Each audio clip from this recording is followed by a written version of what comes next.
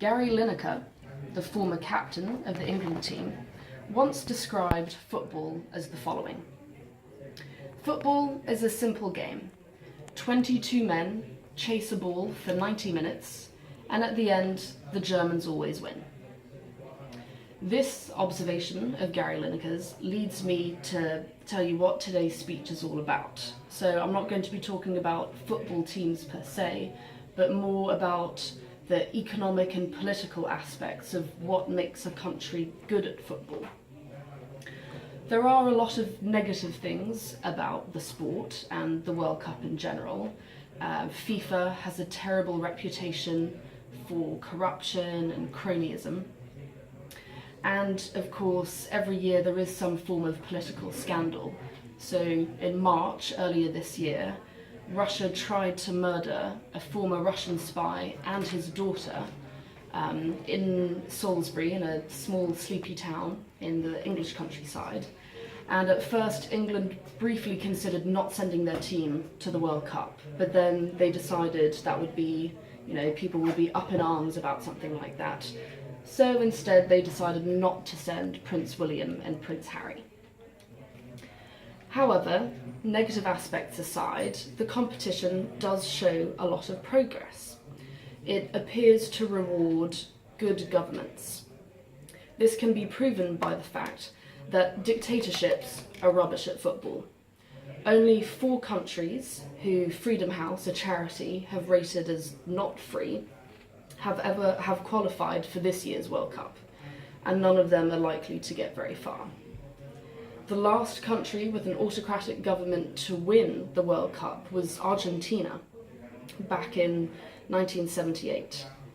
And the women's version of the contest, yes, there is a female version of the World Cup, this has only ever been won by democracies.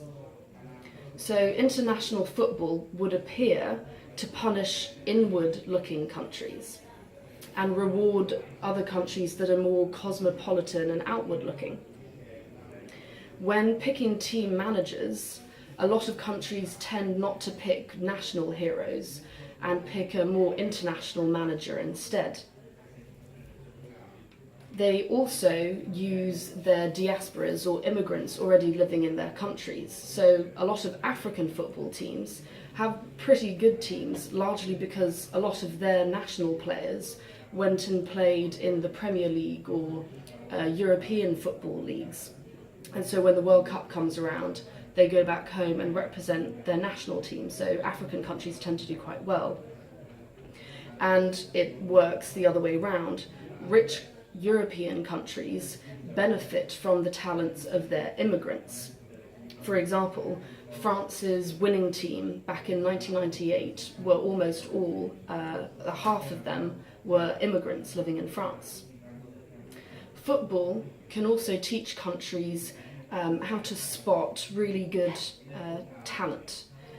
The best performers in terms of countries not only have systems for finding talented youngsters, but also ways of spotting children who develop their football skills later on in life and who fail to make the first cut when scouts first go and recruit them.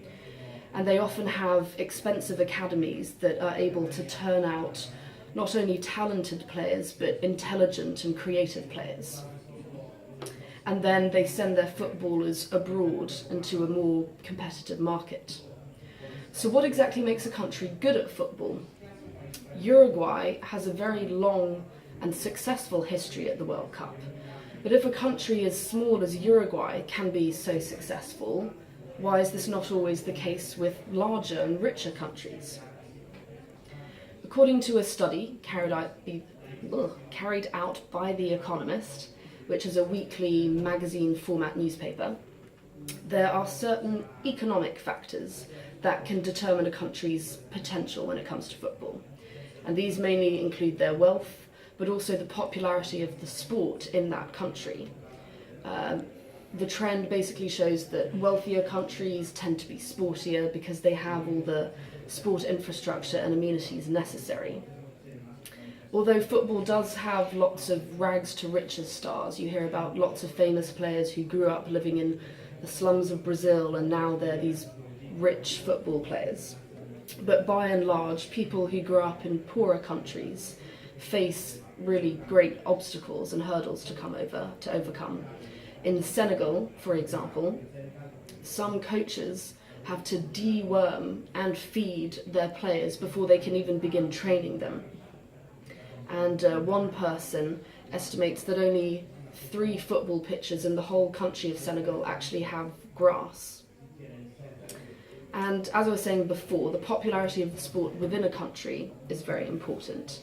The Economist studied this by analysing how often people Googled football in comparison with other popular sports in the country, such as rugby, cricket, American football, baseball, basketball and ice hockey.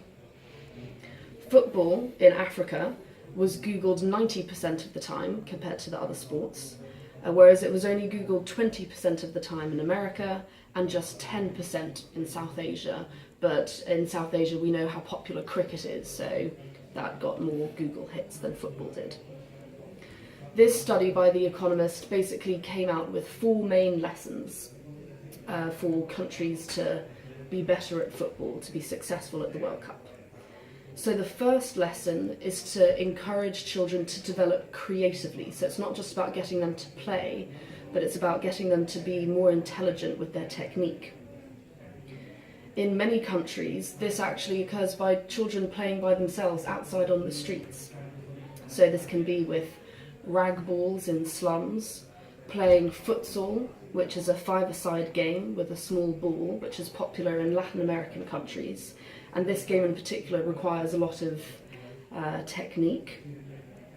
And then there's also the prime example of Zinedine Zidane. I'm sure you've all heard of him, famous French football player. And he actually learnt football on the streets back in France where he grew up. Another study also found that the most talented children in these football recruitment academies had actually put in a lot more hours playing football informally with their friends on the street, so it seems that that is an important factor to take into account. However, it's interesting to note these sorts of opportunities of playing football casually on the streets are disappearing in rich countries. More and more parents, particularly in the UK, are reluctant to let their children go outside and play on the street. And many social housing estates now actually have signs up outside banning ball games altogether. So it'll be interesting to see if this has a negative effect on the British team in general in the future of World Cups. The second lesson that the study came up with was how to stop talented teenagers from falling through the cracks of these recruitment academies. Germany's national football body realised that this was a problem in Germany. Many teenagers had slipped past the notice of scouts, had been overlooked rather by club scouts. So they decided to set up 360 extra recruitment academies for teenagers who had missed the cut as children. A man called Guus Hiddink, he was the former football manager of teams such as the Netherlands and South Korea, amongst others. He then became the manager of Russia's national football team, and he implored Russia's then bosses to create a nationwide scouting program to pick up on these teenagers who had missed out when they were younger. But unfortunately he did not convince them, and it seems that these effects are now being seen today because Russia now has one of the World Cup's oldest teams, and they don't seem to be as strong as other teams in the World Cup. The Economist study also reckons that America's team should actually be one of the better countries at the World Cup, but as we know this is not the case. This is because not many players get proper training at college, and they have a system whereby their salaries are capped, and if you're not drafted at a young age, then you can't make it up the ranks when you're older. So a lot of footballing potential isn't being taken advantage of in America, it would seem. So another factor is the fact that these recruitment academies, the centralised ones, are much easier to set up in smaller countries. So we can see this in Iceland, for example. We know they have a tiny population of 330,000 people. Fun fact, I think they had a match 2 days ago, and something like 99.6% of the population were watching them play. So that means 0.4% of the population were not watching their national team. So that's quite a cool statistic.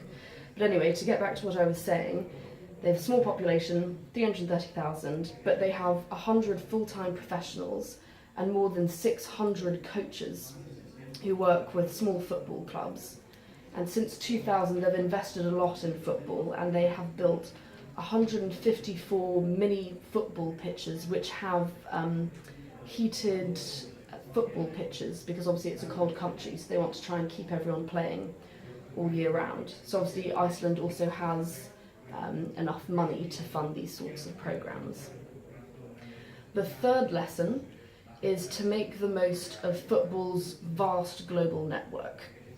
As we all know, Western Europe is at the core of this network because it has the richest clubs and the players get the best coaching in these clubs. And a lot of West African countries export their players to Western European clubs. For example, the Ivory Coast exported basically an entire generation of their players to a small football club called Beveren in Belgium. And many of them played on this Western European football network and became famous players in the Premier League. I'm sure you've all heard of Didier Drogba. He's an example of this global network. And for example, when Senegal beat France, who were the reigning champions of the World Cup back in 2002, all but 2 of Senegal's players actually played for French teams in the European leagues. Amongst European countries, Balkan states send a lot of their players over to stronger domestic leagues. But since 1991, Croatia hasn't, none of their clubs have made it into the Champions League, for example. But they have sold a lot of their players to Real Madrid, Barcelona, Bayern Munich, Milan. And later on in 1998, these Croatian players who had honed their skills with these better clubs represented Croatia in the 1998 World Cup, and they got as far as the semi-finals. So this can all become a virtuous cycle. Once one national team does well at a World Cup and some of their players play well individually, then everybody wants to buy them, so everybody benefits. The fourth and final lesson is to prepare properly for the World Cup. So firstly, you've got to make sure that you can afford it. It takes a huge amount of investment to prepare teams.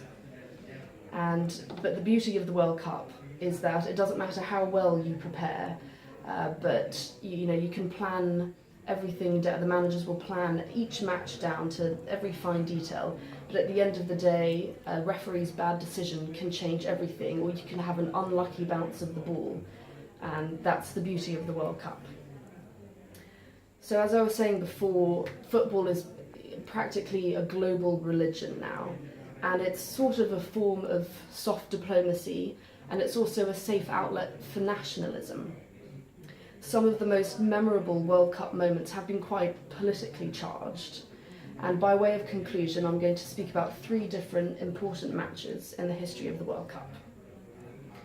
The first match I'm going to speak about was Brazil versus Uruguay in the final stage of the World Cup in Rio in 1950. And Pelé, who I'm sure you've all heard of, was 9 years old at the time, so he wasn't playing back then. But it was the very first time he saw his father cry during this match. And it was, I find this really funny, they actually have a word for this in Brazil. It's called the Maracanazo. So this is when Brazil lost to Uruguay at the Maracanã Stadium, so that's where the word Maracanazo comes from, in Rio, and it cost them the World Cup. So Pelé could see his father crying, he'd never seen his father so upset, and he promised his father on that day that he would avenge this defeat. And so if we fast forward to 1970, it was the first time the two countries were playing each other again. It was the semi-final, and Pelé was now a professional football player. And he went on to score the winning goal. So he avenged his country and also his own personal story of seeing his father cry. And it was also a climax of Pelé's career at the same time, and the country's recovery from Maracanazo. A second memorable match was Argentina versus England in the World Cup quarter-final in Mexico in 1986. So 4 years before, Britain had defeated Argentina in the war over the Falkland Islands, or Las Islas Malvinas, depending on which side you take. And now, in 1986, they had just emerged from a military dictatorship, and it was the quarter-final between Argentina and England, and the famous player Maradona, he really saw this match as defending not only his national team but also his country after this war, and he said that the victory of this match represented, he was doing it on behalf of people who had died during the war and people who had also survived. So in the space of just 4 minutes, he scored 2 goals, which have gone down in the history of football as 2 of the most famous and infamous goals. The first one was actually a handball. He somehow scored a goal using his hand. It has now been dubbed the Hand of God, and the referee allowed it. And then 4 minutes later, he scored a second fantastic goal and beat the English. I see my Argentinian companion here looking very pleased about this. You can see it's still an important moment in the history of football. And the third and final memorable match was France versus Italy. I personally remember watching this match. It was the final in Berlin 2006. It was also Zidane's final match representing France. And unfortunately, I believe it was in extra time, and there was some kind of kerfuffle going on the pitch, and the referee had to be called over because Zidane had headbutted the Italian player Materazzi. Apparently this Italian player had said something not very polite about either Zidane's mother or sister. No one really knows what was actually said, but Zidane, in the heat of the moment, headbutted him and was obviously given a red card, sent off, and unfortunately this cost France the match. They did not win. So unfortunately this has gone down in the history of the World Cup final. But before that, Zidane did have a great reputation. He had actually won the World Cup for France back in 1998, and from that moment on, he became more than just a footballer and a national hero. He represented the importance of immigrants and what they can bring to the country, because that was a time when Jean-Marie Le Pen, who was the leader of the Front National, the National Front, he made it into the runoff elections. And so Zidane, who was the son of an Algerian immigrant, represented the face of a more tolerant France. And at one point, crowds in Paris even were chanting for him to become president. He had become so popular. So to conclude, who knows what this year's World Cup will bring? I'm sure there will be some memorable moments. But if someone asked me who I thought would win, I'd probably have to side with what Gary Lineker said, and the Economist's football model that I was explaining before predicts the same. I think Germany will probably win this year. Thank you very much.